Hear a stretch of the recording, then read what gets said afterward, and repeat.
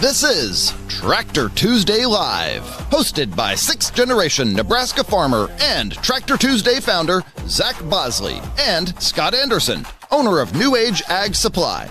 Join them each week as they sit down with farmers, innovators, dealers, and creators who are enhancing the culture within agriculture, right here on Tractor Tuesday Live. Hey, Zach Bosley. I'm here live, as usual, with Scott Anderson, New Age Ag Supply. Today, I think it might be a first for us, but we've got an active, actual farmer. You know, we've had so many other guests on the show from different, parallel spaces within ag, and it's going to be kind of a fun one today. But if you haven't done this yet, please like, subscribe, do all those things. Make sure to hit the notifications icon so you can get these alerts. And I say it every week and every time we're live. I have no idea when we're going live next, so it wouldn't hurt to get a notification. But on today's show here at Tractor Tuesday Live, we got Todd Goldsmith. Todd, how you doing, and how's the weather out there today? Great. Nice weather, and enjoying it. And yeah, it looks sunny. And what part of Iowa are you from?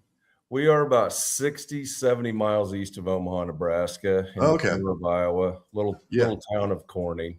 So, okay, cool. Yeah, I'm familiar. I used to go, about 100 miles east into Iowa, actually exit 100, going to Redfield there. Yep. So it's, you see all those beautiful, hilly terraced farms right by the interstate. And I've got some good friends. So when I say this, don't be mad at me. But, outside of our corn being better in Nebraska, the main thing is in Iowa, you guys are really phenomenally gifted at mowing ditches.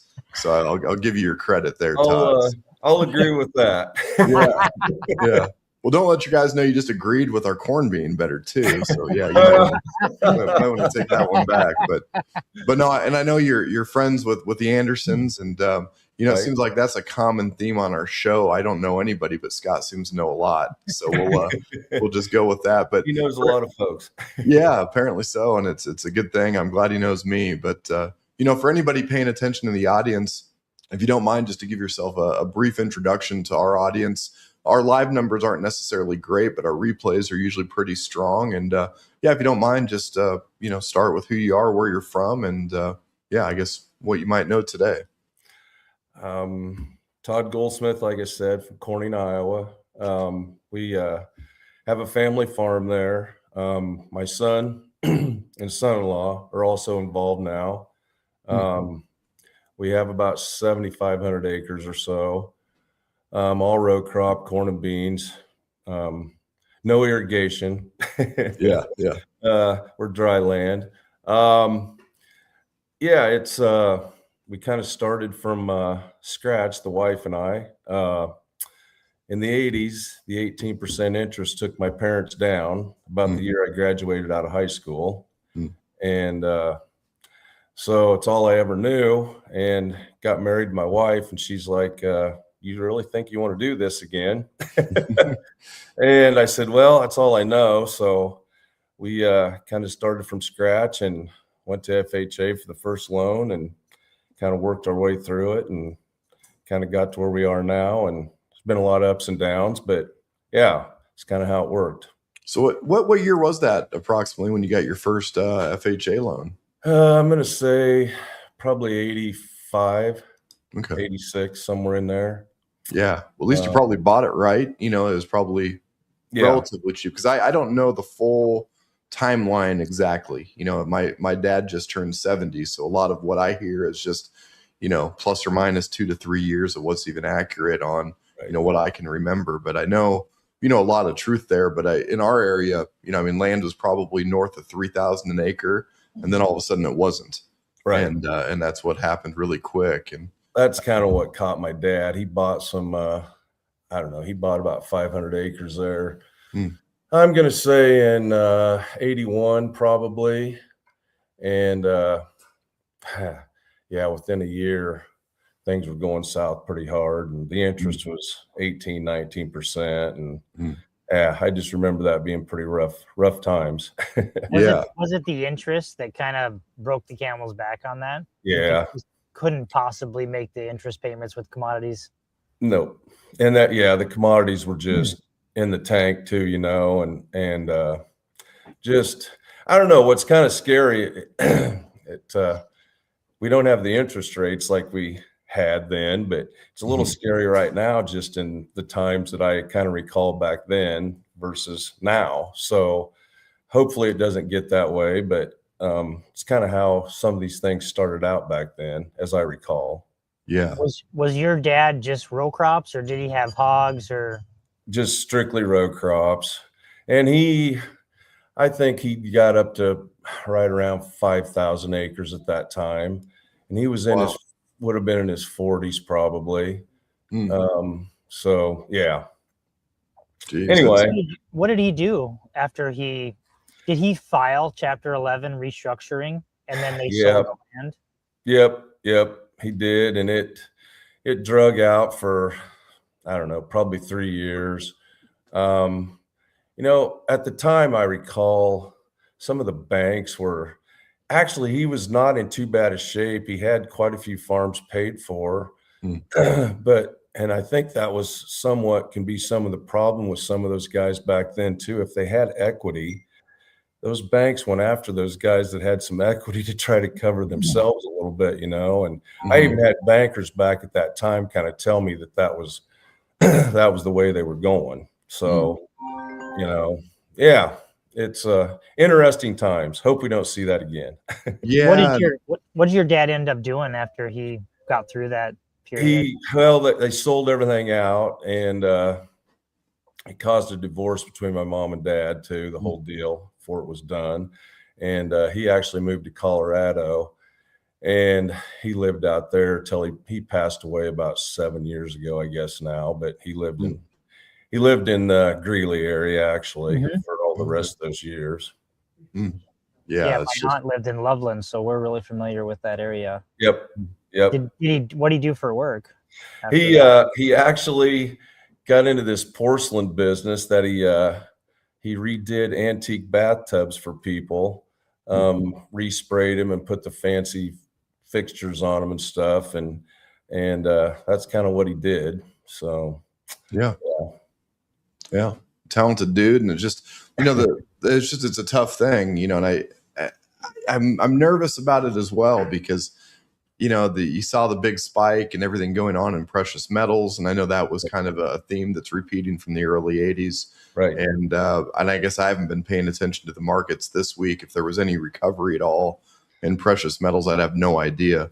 But I think it could be the next thing that comes, and if interest rates go back up, I don't think we're going to see that in this administration. And I should probably preface all this by, I don't know anything. And I'm glad to announce that this is not financial advice. Right.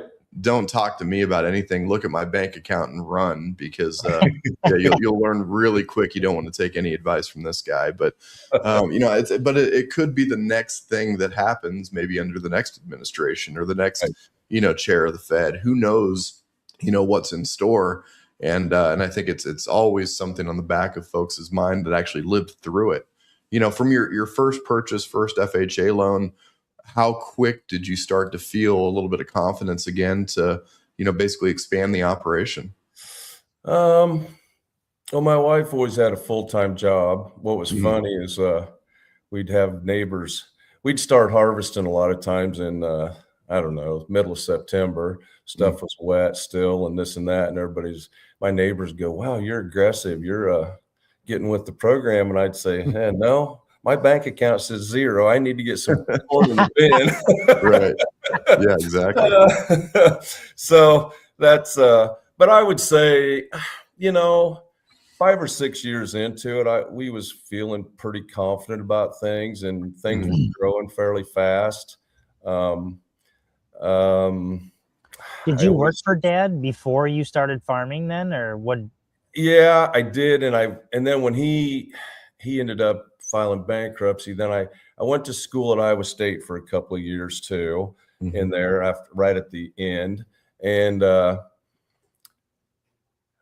wanted to farm. So like I say, came back, talked to a neighbor friend of mine that he was a very successful guy and always had been a family friend, and kind of got some advice from him. And he been really successful and scraped through the 80s really hard. I mean, he'd offered actually at one time to buy a farm for me when I didn't have the money to do it. And it came up and I went to him and he's like, he says, it's tight enough for me right now. He says, I'm sorry, I can't do that either.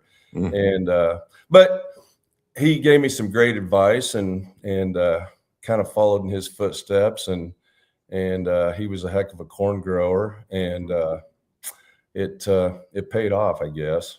So did you start out by buying a little bit of farmland and then did you use your dad's old machinery, or how'd you kind of get the crop in? I had a few early on. I had a few pieces of his that we started out with, like a corn planter. The tractors were all gone. Basically a corn planter he had. I guess it was an old 16-row Kinsey. And I used that for a couple of years till we got kind of rolling where we could buy our own stuff, I guess. But and then it just, I'm going to say it was probably 7 years before we bought the first piece of ground, I think. Somewhere in that range. Paid $1,000 for it then. And, at that time thought it was still too much. That's how it always is. It doesn't matter. What's funny, we just before we came down to the desert, the 20th of November, went to a farm auction. It was a farm that was really close to me there. We kind of wanted it. 112 acres. Just to give you, for instance, it brought, we run it to 13. It brought 13.8, I believe. And just big changes. And it's a mile down the road from this farm. In 1993, I paid $1,000 for. Wow. Yeah. And there was a couple quick stints there in the early 90s where, and I know 93, if I remember right, we were going to Worlds of Fun. And when you're from Nebraska, that's like the dream vacation. I mean, you're going to go to the city. Right. So, and I think it was 93. Was that when the big flood was? Yes. And it felt like water world out there, and it was insane. All the crop ground that was underwater. And I don't remember because I was old enough. I should know better, but was there a surge that year because of the flood? Commodity prices. Yeah, there was, except most of our local corn at the time went to Atchison or St. Joe. And I took most of mine to Atchison. I can remember at the time, if I could make a quarter of bushel on it, hauling it down there, I'd haul 2 loads a day. Okay. And leave it all hours of the night and get home all hours of the night. And it was, it's funny you bring up that flood, because I went down with a group of guys. There was some local guys there, like I say, that we all hauled together. And we was some of the last trucks that went through the bottom across from St. Joe to Atchison, because they closed the road. I can remember driving across and all you could see was water, and there was cops, patrolmen in the road kind of telling you where you needed to be. And as soon as we got through there, they closed it down and we had to come back a different way the next morning when we got dumped. So that thing was devastating down through there. You couldn't believe how it looked.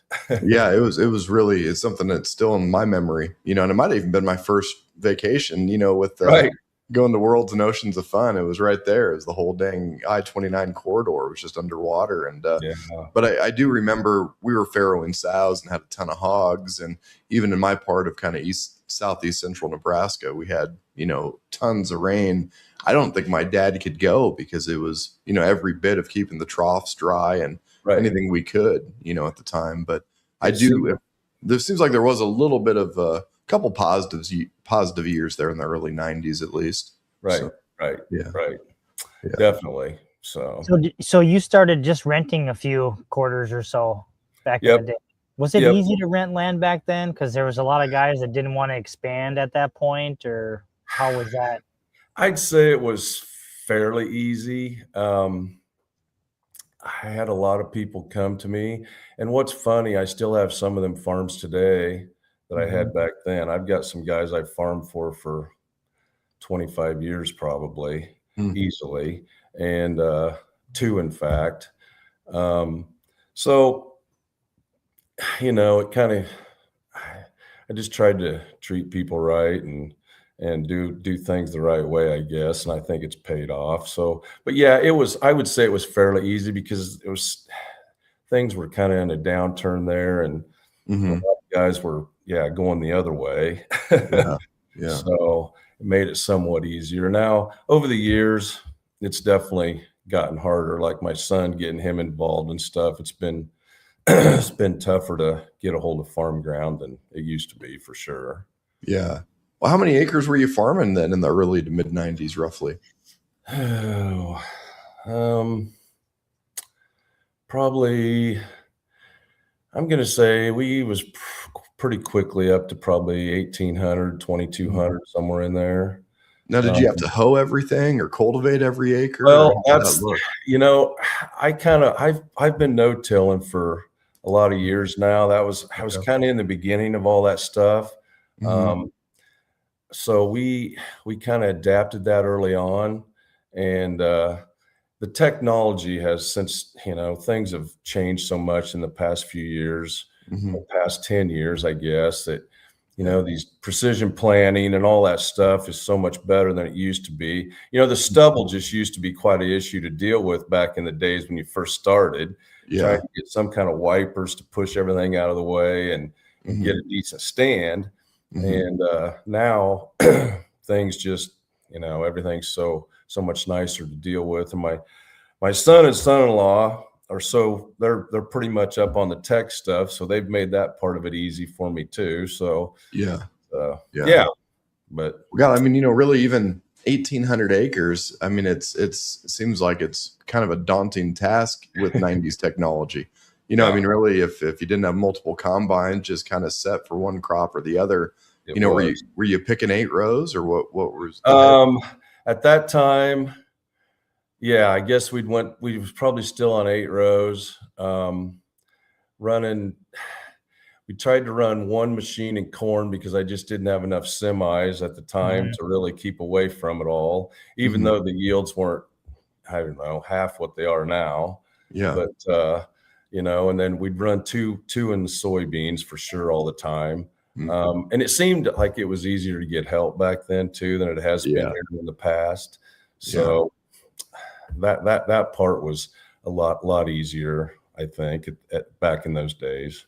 Yeah, it really does feel like a common theme, and it's just now, it's just, gosh, I don't even know how we get so lucky. You basically have to marry your help. And Yes. I think that's the secret to farming. You get the That's why I in-laws got. involved. That's why I've got the fifth kid coming down Yeah, the well, there you go. And it's You're You gonna gotta have the grow whole your own family. help. Yeah. Aren't you, Scott? that's the scary thing, though. You're gonna have to farm 100,000 acres to make it pencil to have 5 heads, and families, and it's just I know. that's the True. biggest problem with farming. It's unfortunate because in Nebraska, I know for a fact our number one export is our quality and talent of people. Right. And these rural towns just keep getting smaller because I know. it's unfortunate. I wish everybody could be a part of agriculture and farm 300 to 500 acres, but Right. I mean, if you farm as little as I do, I mean, you're lucky to even get a banker to pick up the phone call, and it's just, so that's the hardest part about ag. You Right. basically have to, grow. If you're not growing, in theory, I guess it could be said you're dying. And Right. so it's just kind of a delicate dance. But I guess what was the next big jump? You're around 1,800 acres. You got a few units running on the harvesters. When did you really start to expand and scale? Probably in the mid 90s. Mm-hmm. Still a little later into that mode, I guess. I'm looking at my wife a little bit here and seeing if she's got any ideas too on that. But I'm going to say in that range, I had one of the guys I'm talking about that I still farm for today. Mm-hmm. He came to me. He'd known my dad, I guess, my parents, for a lot of years. And he came to me and they was ready to retire. And they had about 2,000 acres out there at the time. Wow. And I was like, wow, I don't know if I can double double what we're doing in one season here. That's going to be a lot. So actually, at the time, I gave up a couple of farms that were real close to the center of my operation, which I hate that now, because I know once you give them up, you never get them back. You don't get them back. And they were a mile from my main operation now, but I gave up about, I'm going to say 500 acres in that year to take on that 2,000. So that was probably putting us around 35 to 38, 4,000, I don't know, somewhere in that range. And pretty much stayed there for quite a few years then on that kind of that number. And then when my son came in, and I'm going to say he came in 7 to 10 years ago, probably. Okay. No, she thinks it might be a little longer than that. But anyway, 15. He came in, and then we looked for some more, and I brought him in. He owns some machinery type situation, because I wanted to get him some equity and get him rolling pretty quickly. And so he's got a couple of tractors. He owns our air seeder, I guess, half of one of the planters, and then he's roughly got right around 2,000 acres, I think, somewhere in that range now. So yeah. I mean, pretty healthy operation. So you guys are using air seeders in for beans? We've got 2 24-row planters. One of them is 30 inch. The other one is a 15-inch splitter. So we usually plant most all the corn. The last couple of days of corn that's left, he'll pull off with the splitter planter and go change it over to beans. And the air seeder's been running since the day we started planting corn. Oh, okay. So a lot of times the air seeder's already got 1,800 acres of the beans in by the time we get the corn done. And then my son switches that one over, and then he goes and helps finish planting the beans. So basically with your no-till, are you straight 50-50 on your rotation then?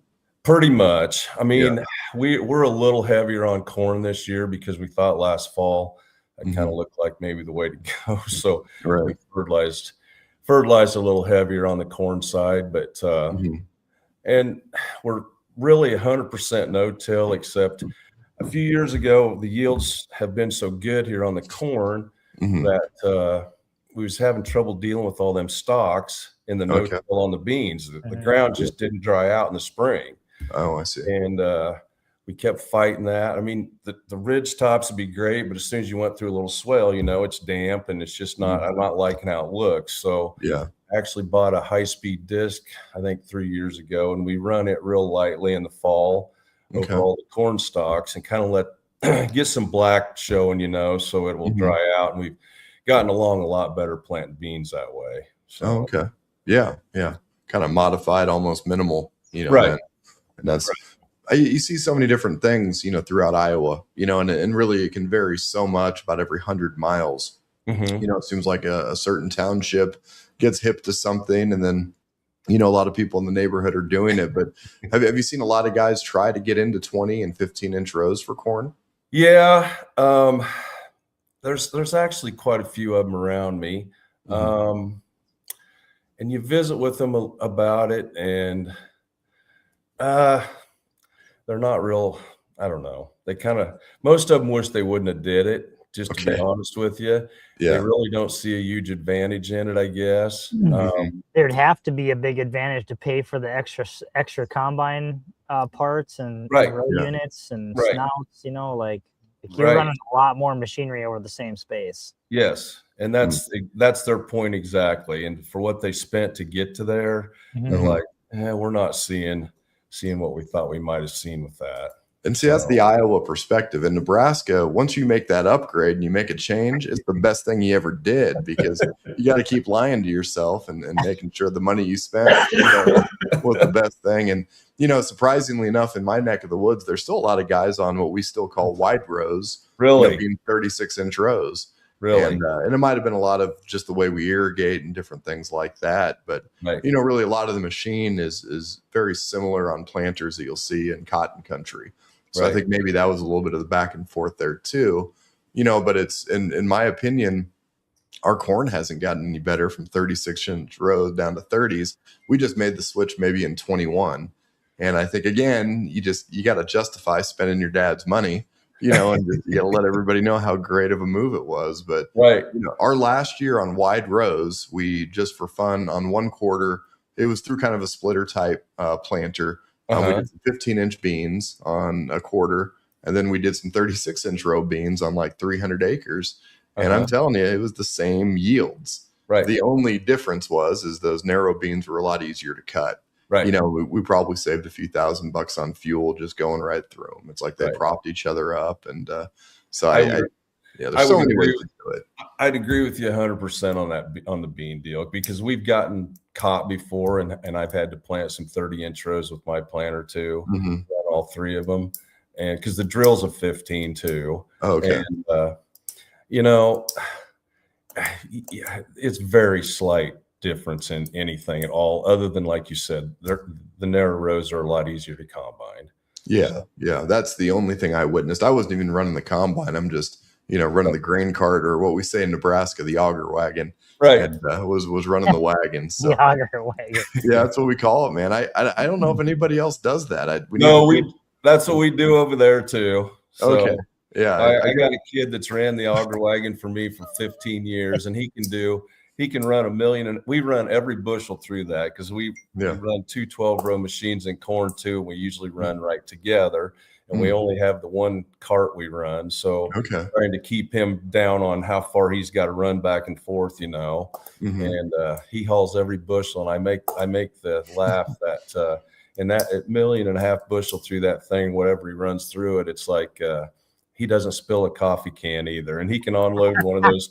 He can unload a load to them semis in like 90 seconds. It's like, if it's a good thing you guys don't rely on me to run that thing, because we'd have a lot of scoop shovel messes. Oh, that's so easy to do. And then honestly, I think it's the hardest job on the farm, especially when you're running, you know, and it's everybody picks on the grain cart, man. And, you know, I mean, really, that's the toughest job, going back and forth in a combine. Yeah. That's why it beeps when you get to the headland, you know, so you don't run over the road. But so what? I think we're doing an endorsement here. So what type of auger wagon are you guys running? We've got a Brent Avalanche. It's a 1,600 bushel one. I was going to say it had to be up there. Yeah, because we've been talking about going to even the 2,300 or something, but we got tracks on the Deere tractor, and then obviously tracks on the carts, so he can just haul across the field, you know, when he's empty and smooth and go like heck, and which makes a difference. So yeah, it really does. And and I don't know this, but I'm hoping it does, because, you know, I started off with no suspension, and we've been running the same wagon for 20 years, an 875 J&M, and it does the trick, you know. But what I started out with. Oh yeah, no, it's not a bad thing. You still see a lot of those in my neck of the woods, but yeah, I mean, there's so many different ways to play the game, you know, and it's something that always scared me is, you know, my grandpa always said that, you know, sometimes a guy playing the minimum at the table, playing one hand, will stick around the table longer, you know, and I think you see that in ag, and, you know, some guys, they don't scale at a reason that makes sense. But what's interesting about your story is you were able to be a little bit more strategic, you know, and I think just the scale of your operation to begin with, you know, there's very few people in my neck of the woods that were farming, you know, 2,000 acres in the 90s. And I think it's easier to do for an operation like yourself with all this technology, you know, to basically triple, you know, what you've done, and maybe a little bit more. So it's a little bit more of a comfort zone. I think a lot of folks, it's so hard to prepare for the next step. And it's a tough decision to make. And if you don't have enough help, and that's just a common theme to every producer I talk to all over the country. And it's just, well, God, I got to get an automatic day cab, because I can't get anybody to shift to 10 speed, you know, and it's just, and not saying I'm good at shifting 10 speed either. I'm just saying that, you know, it's hard to get people in there and help you out when you need it most. But, you know, at this current level, and you don't have to answer any of these questions. We're not with the IRS, but, you know, as far as your operation, is there kind of a golden ratio of owned land to rented, or does that factor in any of your decisions?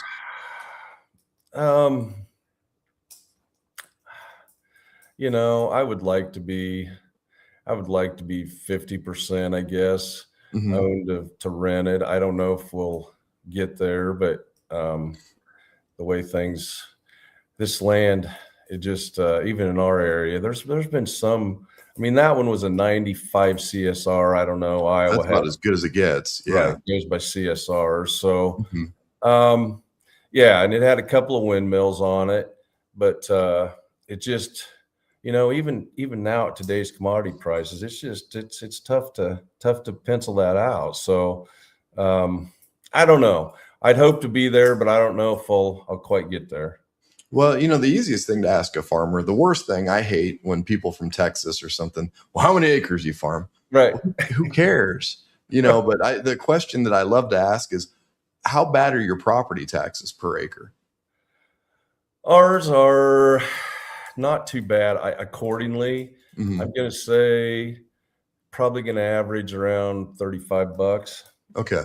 Yeah. And I think Nebraska was just early to the party with the high property taxes. And surprisingly, now the schools are built, and it really seems like we've really stayed relatively flat, thankfully. But, we were anywhere between 55 and 75, 15 years ago. Wow. And we've maintained. And there was a farm today, somebody I know was bidding on, and it was around $50 an acre, and it just doesn't seem too bad. But when I first started going to Dallas County, Iowa, God, it was like 18 to 24 bucks. Yeah. Now I talk to those guys, and similar to your neck of the woods, about 30 to 40 is pretty common. Yep. And I used to say Nebraska was the tax me state, but really we're going to have to give that title to Illinois, because a lot of my buddies that farm over there are just, holy cow.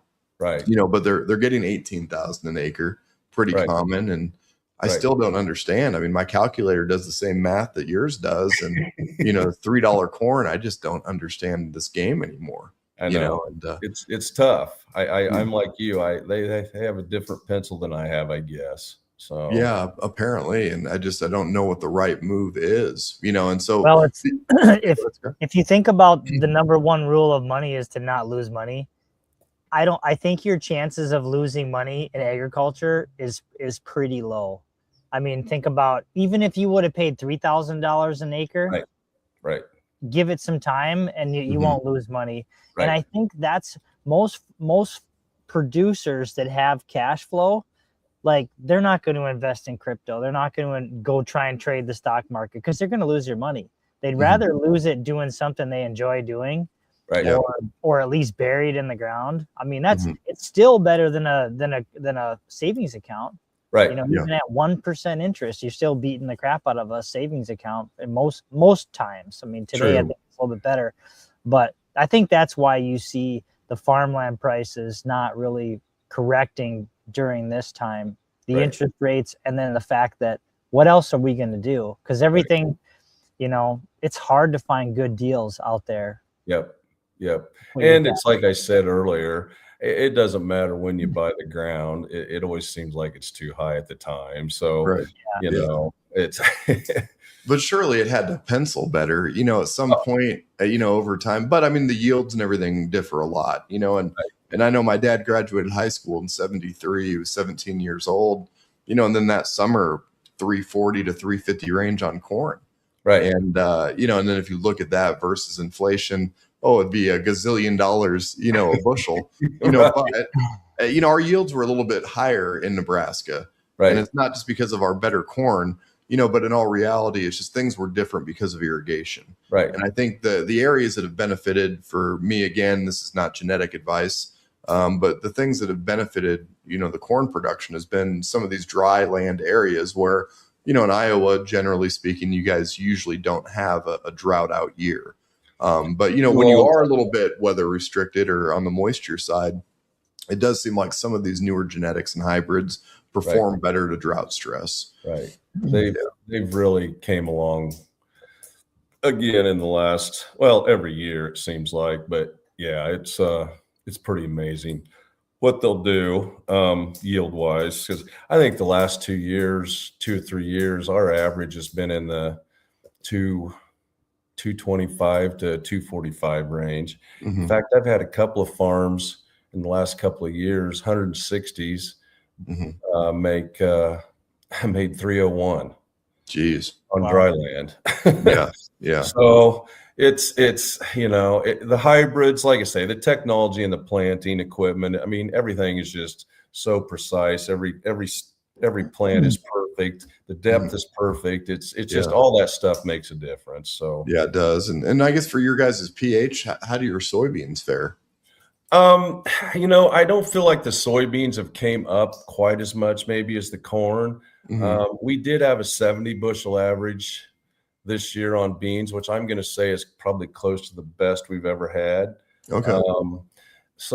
But I can remember not all that many years ago, if you had a 50 straight through in our area, you felt pretty good about it. So right. I just don't feel like they've quite had the I guess the jump in yield that maybe the corn has.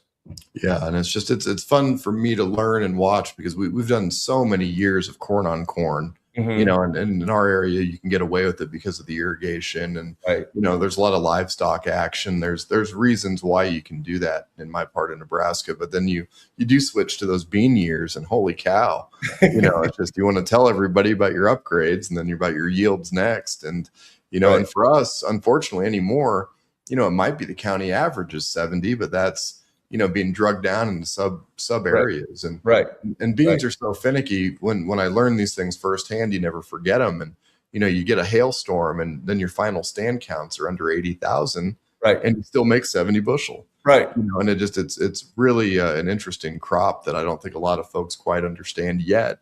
No. And I could call Harry Stein, and if he'd pick up the phone, he'd probably tell me the same thing. Nobody knows. And it's the magic of the bean. So.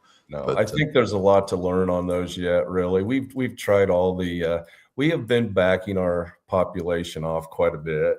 I mean, we used to be 200,000, just plain and simple, blow 200,000 out there and forget it, And I mean, I think we're down to about 130 now. And we've tried the 80s and 90s stuff on a few acres. But like you say, if you happen to have a weather event that get a hard rain or something, and they come up tough, and then you got 50,000 out there, and then it's like, do I go spot some in? What do you do? And so I don't know. We just haven't been able to make that work yet, I guess. We had that happen last year where we had to replant like 3/4 of our beans because we had a huge cold rain event.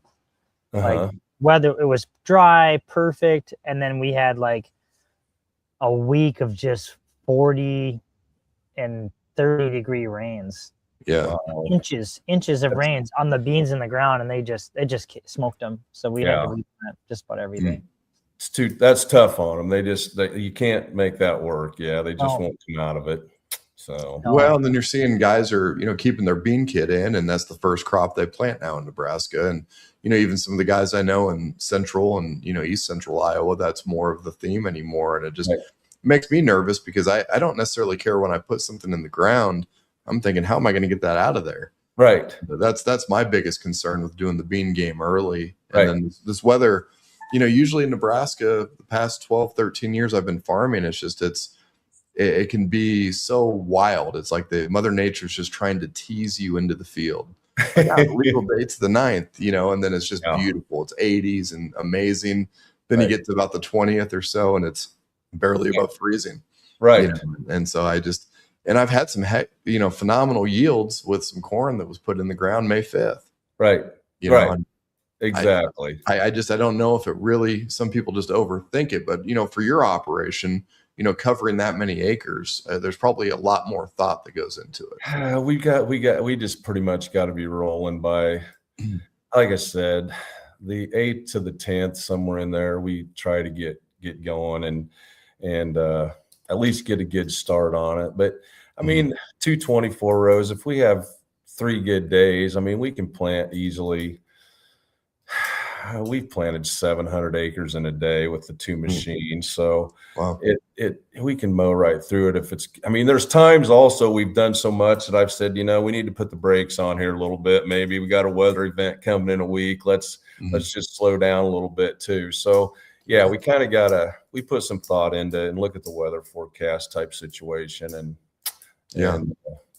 So are you brand loyal or what are you running with machinery? Pretty much 100% John Deere. We run a couple of 780 combines. That's another whole deal. I'm going to run, these will be the third year with these. It's been probably 20 years since I've ran a machine 3 years in a row, but I can't get together on a trade deal to make anything work. No. Yeah. Well, you got to won't pay give you attention to our enough. next auction. We'll have a few things on there maybe you can Right. get into, but that's the hard part. It's just there's this really interesting dynamic in machinery where the dealers are afraid of the large publisher, the farmers are afraid of their dealer, and Right. nobody wants to go against anybody. Yep. And it's it's weird. If I buy a Buick in Mississippi and I take it to my local GM dealer, they high five me and, oh, it's a sharp Buick, and everything's great on the oil change. But if I buy an 8R in Mississippi and I bring it to my local John Deere dealer, I basically get cussed out and thrown to the back of the line. Yeah. And I think that's something that from a manufacturing level, it's the territories are real, and those service areas mean a lot to them.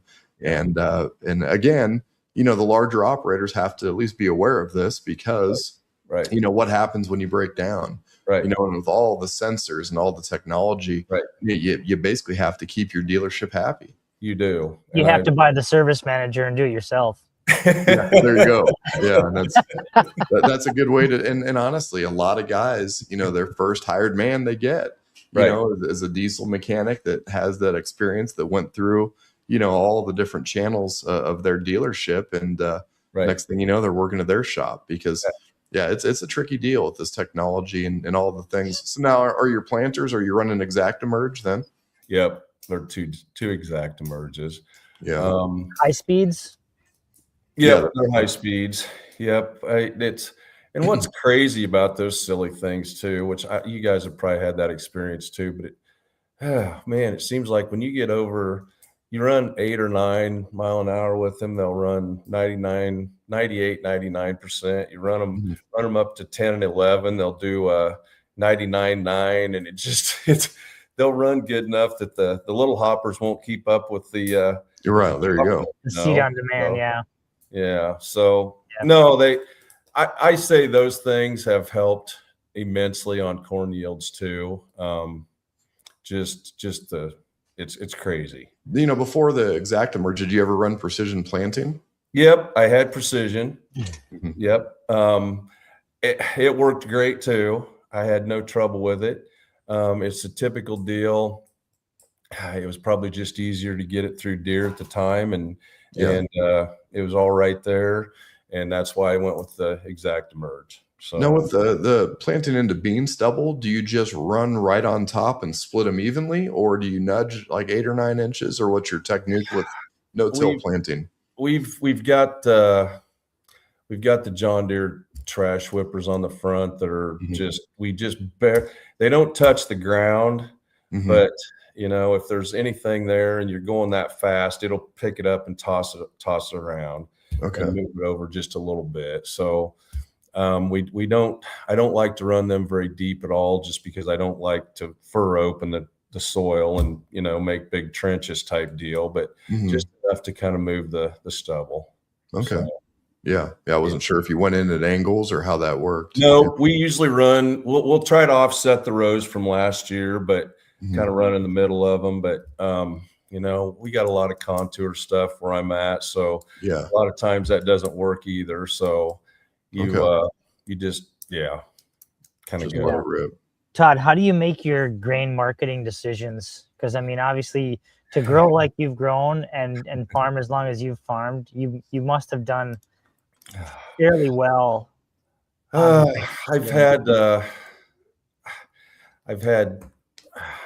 think I have 3 services I belong to at the time right now, and listen to all those guys. I probably did a better job of marketing though before I had this. We got this grain complex put up, because I think before that, when I was so short on storage with all those acres, I had everything done way ahead of time, and kind of knew where stuff was going. The grain setup has made me somewhat lazy, and I've had to get back on top of that a little better. But yeah, I've always tried to follow it pretty close. My son follows it really close now too, and he probably keeps up on it better than I do. But yeah. How have you transitioned the management decisions and operational activities between your son and your son-in-law down the next generation? Well, they make it so I can be down here by your dad all winter long. And they've done a good job. Both of them are really intelligent. They're real techy. My son-in-law actually has a seed, chemical, and fertilizer business that he runs kind of out of our deal. And so I was kind of telling you about the top dress stuff and some of that. They're really good at getting on top of that stuff and learning where we need to be and checking on fertilizer prices and seed cost and things like that. So I can be gone and don't have to deal with that, I guess. So yeah, they've done a good job. Are you doing all the marketing yourself, or is your son involved? And then what about equipment decisions? It's kind of a mutual deal. We both do together because we both commingle everything into the setup there, him and I. And so it's kind of a I guess a decision we both make together. We both know where our break evens are all the time. And right now there's not a lot left there on the bone, but what do you use to calculate your break even? You throwing things in a spreadsheet or? Yeah. Yep. And all the machinery, everything's in there. And we have, it's all figured kind of down to the penny. So, and we've kind of started doing it farm by farm too now, getting a little more into that. So we're still transitioning to that, I guess, but we've done that some. So, well, and outside of the equipment updates, I know that, I sympathize on the grain storage because it can make you a lot of money and it can lose, just as much or more as well. And it's a lot of work. It doesn't matter if you got a power sweep or you've got 3 kids with shovels. It's somebody's got to get in there, and I think that's the hardest part with grain storage. But what would you say has been the biggest blessing to your operation? Has it been machinery with technology? Has it been more so on the chemical and nutrient side, or maybe more so these marketing offerings with different analysis there? Kind of all of the above, I would have to say, really there. I mean, there's a portion of every one of those that have helped out immensely. I don't know if one's any more than the other. I want to say the technology part of it has probably helped out the most, because it seems like really the rates we put on as far as fertilizers, chemicals, and things like that really hasn't changed a lot over the 40 about years I've been doing this. But the technology's probably helped the most, and having young guys involved like Scott there and yourself that have some new ideas and things. It definitely makes a difference. I mean, they're always looking and reading and studying, and they've came up with some great ideas that I'm like, and what's good, I guess, since I've done so many I've done a lot of that stuff too over the years. If they come to me with something and I say, I tried that 15 years ago, I don't think we need to waste our time on that, and kind of bounce them off each other, I guess. So Now, was the disease very prevalent in your part of Iowa with the southern rust and the tar spot? It was pretty strong. We had 2 farms we didn't fungicide, and because there were some trees around them, they were next to a river bottom, and just hard to get them covered. They weren't big farms, but they were 100 bushel off. Yeah. And that was just right to the money. Yeah. And it was kind of an eye opener. I went out to Farm Progress and, kind of started off at St. Joe, let's say in Missouri, and then went east and thought, well, God, I didn't know they had a drought. Well, no. And then every now and again, there'd be a random 80 or a quarter that's just lush green and beautiful. Right. And they probably had a double dose of the good stuff. And, and that's, do you play any sort of fungicide games with soybeans? Yep. We always fungicide the beans. We use our ground rigs to do it. Okay. We think it's paid over the years. This year, we don't think we've seen much out of it per se, but we've probably been doing that close to 10 years now. Yeah. And in general, we go with the cheaper stuff on the soybeans because we haven't seen a lot of difference in the higher price stuff versus the cheap stuff, I guess, in our operation. But I mean, there's be guys out there that probably argue that fact easily, but that's been our case. Yeah, and in my neck of the woods now, white mold's becoming, a little bit more of a concern in certain areas and on their radar. And really a lot of the guys that switch down and we're doing out of a splitter, they're more so to go back to 30s on their beans again because of it. Get some more air through there and try things out a little more. Yeah. Yeah. What do you think the golden window is for applying fungicide on beans? I kind of leave that up to my son and son-in-law, but okay.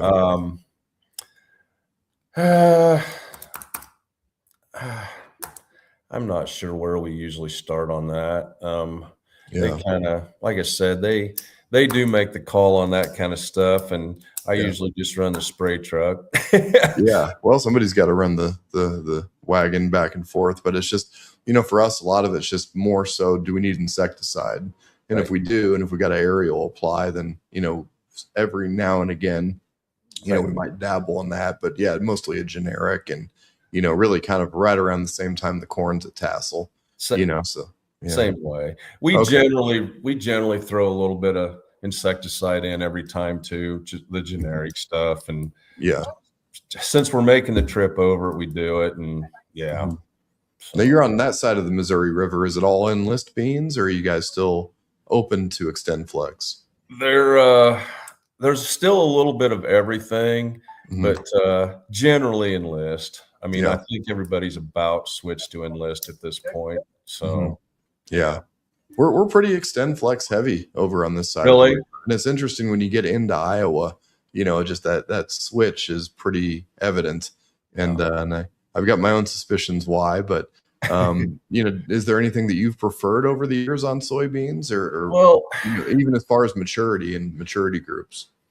We generally run a little bit higher maturity just because and we've gotten bit by it, but I've always, because we do sometimes get dry in August, and we've always felt like if we was in the 3.4 to 3.8 range on beans, maybe gave them a little bit of a chance for that late August rain if we did get something to bump them a little bit. Now, actually, this past year, we had ample rain all year, so the 3.0s and 3.1s were probably better than any of the full season ones. So, just make sure you have a little bit of everything, in my opinion, because that's I've had it go both ways. Okay. Yeah. Another question on the marketing thing: are you doing futures and options, or have you ever done futures and options? Yeah.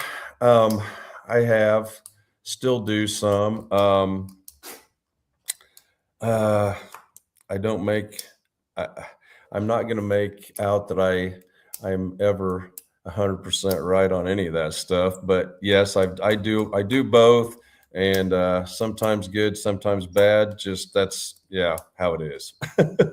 So with the advisors that you hire, do you give them the money and then they make the trades for you? Yep, typically. I see.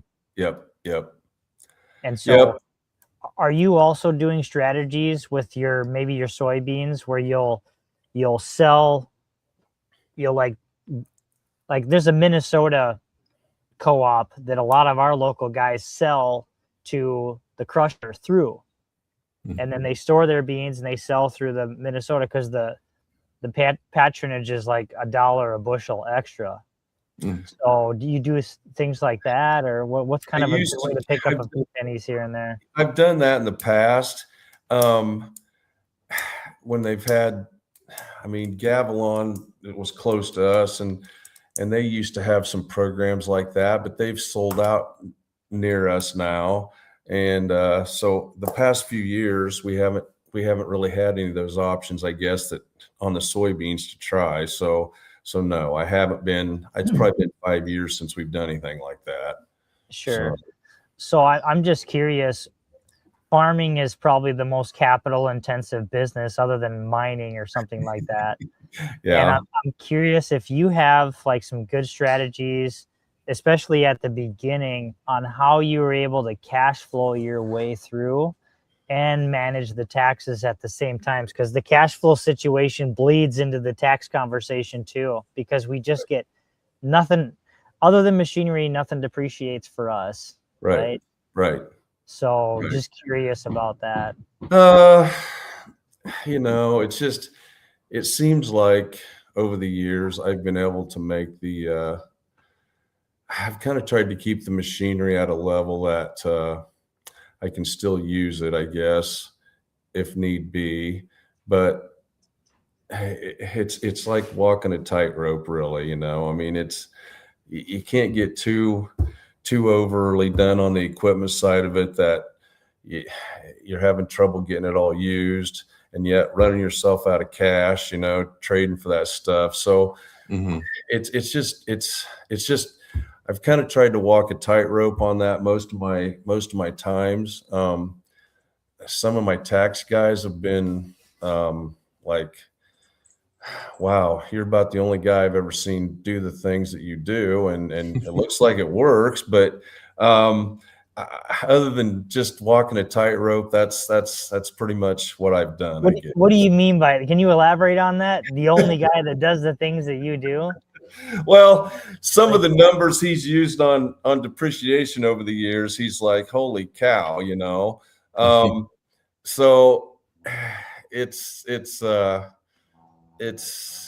we've been able to make it work, but you can't, I guess what I'm saying, you can't have everything on the farm brand new and try to have a $2 million depreciation type situation and ever make it all cash flow. It's not going to work. No. So by walking that tightrope, I mean, you're on the side of using quite a bit of that stuff for depreciation to stop the tax man, and it's it's a fine line. And I like to call it a delicate dance, because it really is. And I've got big feet, and I just don't want to step on too many toes. And I think that's the biggest problem. And I love it and I hate it with agriculture. And for me, it's just, you have to be able to do so many things so well. Right. And it used to be more so of a diverse operation. You'd have to, be able to play some hay games and livestock and row crop. Now it's just, you have to focus on what you're good at, but then you have to know every single intricate, play. Right. And I think that's the hardest thing for me to really wrap my head around. And I guess that's why the young kids want communism, because they just want to put seeds in the dirt, and just a one-track mind. And, and I guess, we'll see what happens if the state ever gets that much control. But, that's the hard part. It's just, you can fall in love with running machinery, but, even the same way when it comes to business, you can be terrible at running an operation or being a manager. Right. Yeah. You're exactly right. I mean, that's it in a nutshell, really. So we'll make sure to clip that. What about the cash flow? Man, it can be tough trying to come up with the money that you need to run the operation, pay the employees, and then, you get paid a year later to recover that. Especially in a year like this where we've had, somewhat depressed prices. They aren't horrid, but coming off what we have came off of the past 2 or 3 years, I've noticed the bins seem to be going down a little faster this year than they did the past 2 or 3 years. So I mean, that's the same thing too. And it's like, you kind of want to try and capture some of that cash in the market, hopefully, for a bump somewhere down the line. So you just try to get by with what you can as far as cash flow on short-term stuff, and try to hang on and give yourself another chance. And trying the futures and options thing a little bit and playing some of those games and Are you doing commodity loans on what you got in the bin for cash flow? Like I do that a lot. If I fill the bins, I'll immediately take a commodity loan, get some cash.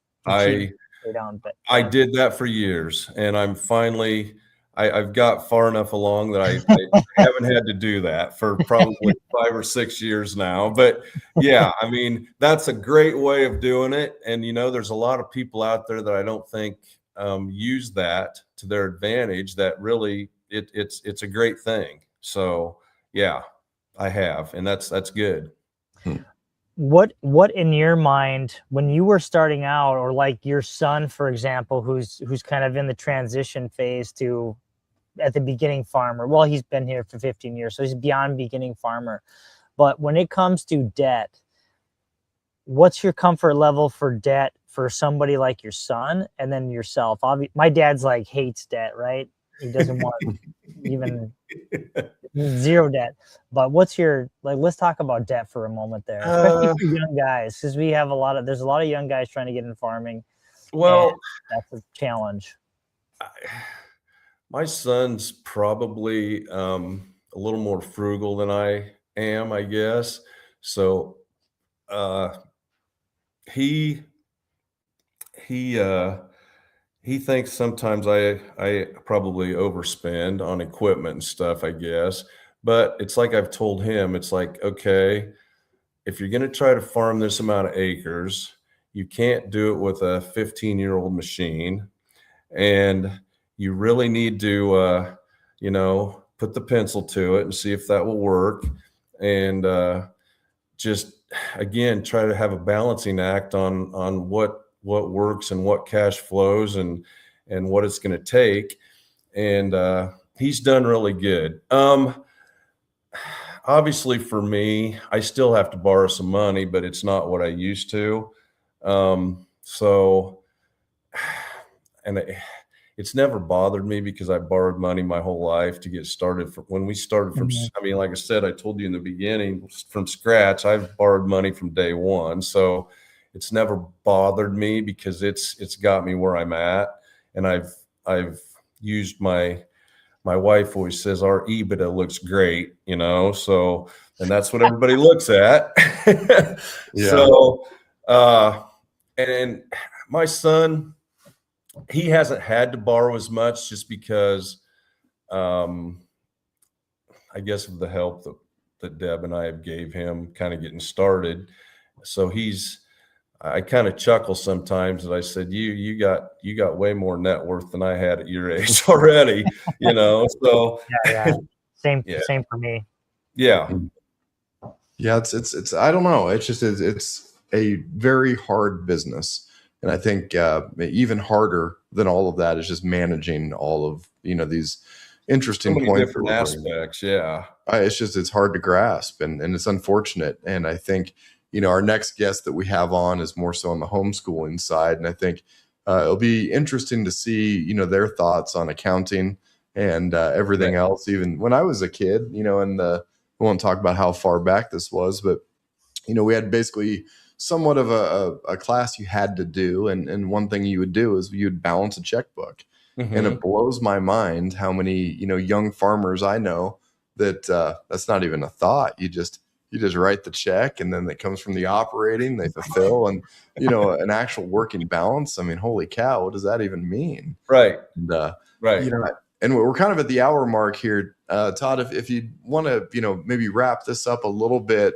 I know we were all over the place, and I think there's going to be a lot of farmers that watch this, and especially young farmers, kind of our demographics all over the place, and we've dove into it a little bit, but there is a decent chunk or segment that there's going to be some producers there that they're at kind of a split in the road here. And right. And you've seen this in the 80s. I unfortunately, I feel like we're repeating history to some degree. It doesn't always repeat, but they say it rhymes or there's a lot of similarities. Where we are right now, it's 2026. Number one, congratulations to making it this far in the game.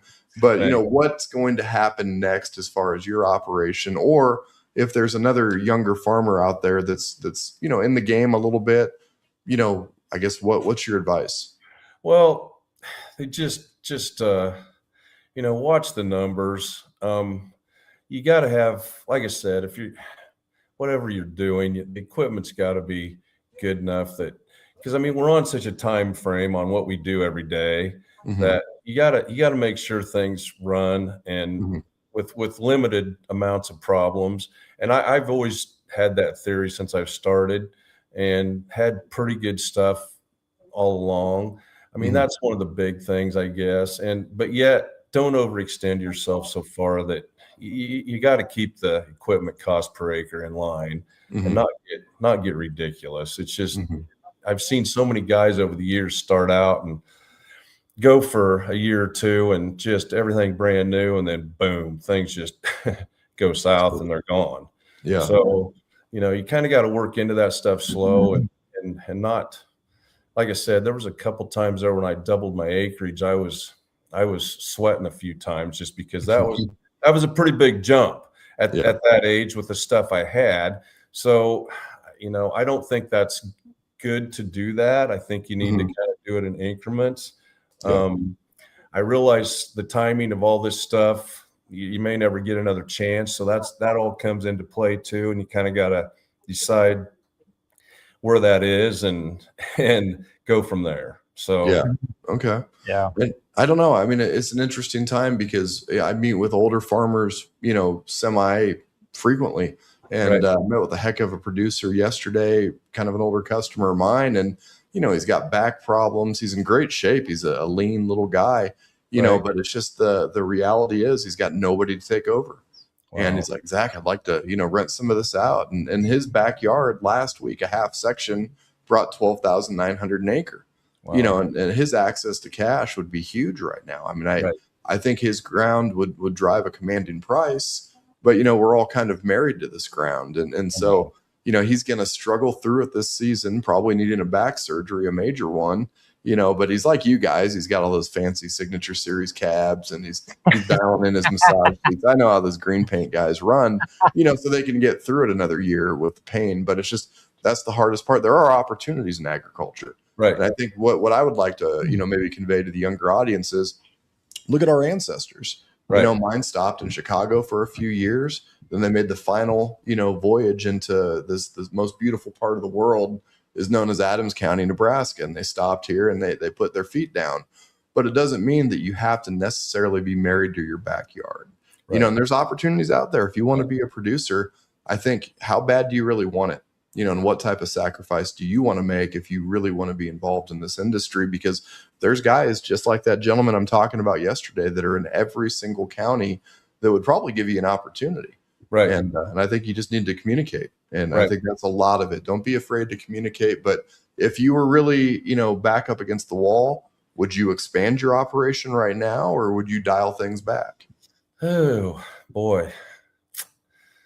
I guess, yeah, I wouldn't have a problem maybe stretching out a little bit farther, but there again, no, not right now. I would not get crazy about that. I'd go baby steps. Okay. And and not being a professional marketer here or gambler, or maybe Right. we're all combinations of this, but is this insurable price coming here in the next month or so?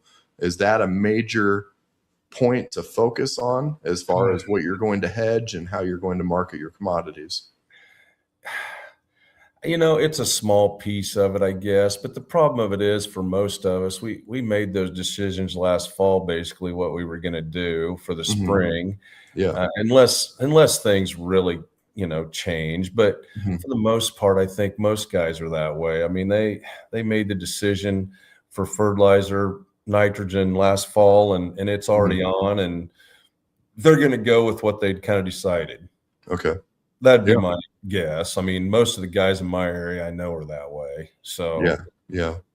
Probably anhydrous heavy then in your neck of the woods, or guys gassing pretty tough still? pretty hard. Yeah. Yeah. Okay. Yeah. Yeah. Well, Scott, what are your thoughts here on today's episode? Did we have any comments from the live stream? I didn't see any that came through. We had a problem streaming on Facebook, and about half our questions come there. There was a few kind of unrelated comments that came up, but nothing in particular, I guess you could say. No, Okay.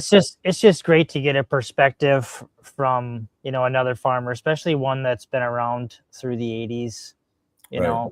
and we just appreciate having you on, Todd. I mean, it's great to hear your experience and what worked for you. And it's great to see that you've got your son and your son-in-law involved, which I think a lot of farmers, that's why I'm having so many kids. I don't know who's going to do it. Well, that's your problem. You're Yeah. not farming in Adams County with all this opportunity and these high rises behind me.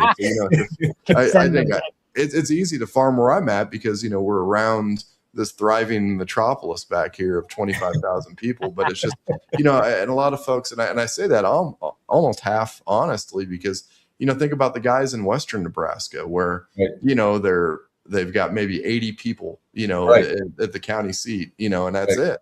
Right. And it is hard. And there's a lot of good acres out in those fringe areas. Yeah. Right. And it is difficult to, stay a little bit rural when if you can't get Walmart delivery or Amazon same day, I mean, are you even in society? And I think that's another dynamic in agriculture. It'd be interesting, and Todd, Amazon Prime is 5 days for me. Oh, okay. Well, see, you're in those fringe areas. We're in the boonies. Well, that's why you got to go to the desert in the winter. I mean, Right. You just got to offload your cows to guys like me. Keep my wife sane because she goes. Well, it's difficult, and every hard, operation's different. It's hard to get to raise a family out there. Like the wife is bored out of her mind. We're 40 minutes from civilization, really. Right.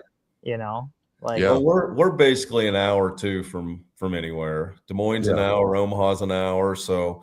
I mean, we get it. We're kind of in the same area. Mm-hmm. Yeah. And I don't know, every operator's got a different perspective, but I will say, we've had a lot of really cool guests on the show. I mean, people that some would consider famous, you name it. But, honestly, Todd, it's been really enjoyable talking with you because, your operation, it stood, really recent history. And I think there was somewhat of a great reset, if you will, in agriculture when you got into the mid 80s. And, you witnessed that from your dad's operation into what you created. And, honestly, hats off to everything that you've done because, you see that in my area too. There's a couple of families that they took the 80s by the horns and they really cut their teeth there and they made it. And it really propelled them through the 90s and, all the good times that we've had off and on over the years. Started because of what you did in the 80s and your hard work. So, congratulations for all you've done and everything in your family. And, if you ever want to hop on and just tell me what you booked fertilizer for, let me know. I really enjoy the talks with farmers because, there's so many people out there that, you're in the middle of nowhere. You're on your own little island and not everybody's clicking a mouse and on the internet in the same way that we are. And not that I even want to be that, but I do think, we could all learn from each other and learn what other guys are doing. And it's nothing personal. We're not going to try to rent your ground if you come on our show. It's not as cutthroat when you're a state away, at least. Right. So, Right. But no, it's a great place, Todd. And I thank you for your time. And reach out anytime. I'd love to meet up with you in person at some point. And if you ever make it to any Anderson family functions up north there, just keep me posted. We'll try to make that happen. But But again, everybody out there paying attention, I appreciate all the comments, all the support, and all the reviews and the restreams of our show. If anybody has any questions or ideas on guests, feel free to leave those comments below. But for Scott Anderson, New Age Ag Supply, he's got some amazing inventory available right now. If you need to make an upgrade, that's a great place to look. Another great place to look is Tractor Tuesday. We've got 2 huge auctions, February 17th and 24th. You can still get on the February 24th auction. Again, there's 0 commission. Yeah, we do a 5% buyer's premium, but we cap it at $7,500. It's transparent. You know what you're getting into at Tractor Tuesday. But for all the great guests and everyone here on the panel today, I'm Zach Bosley signing off, TractorTuesday.com.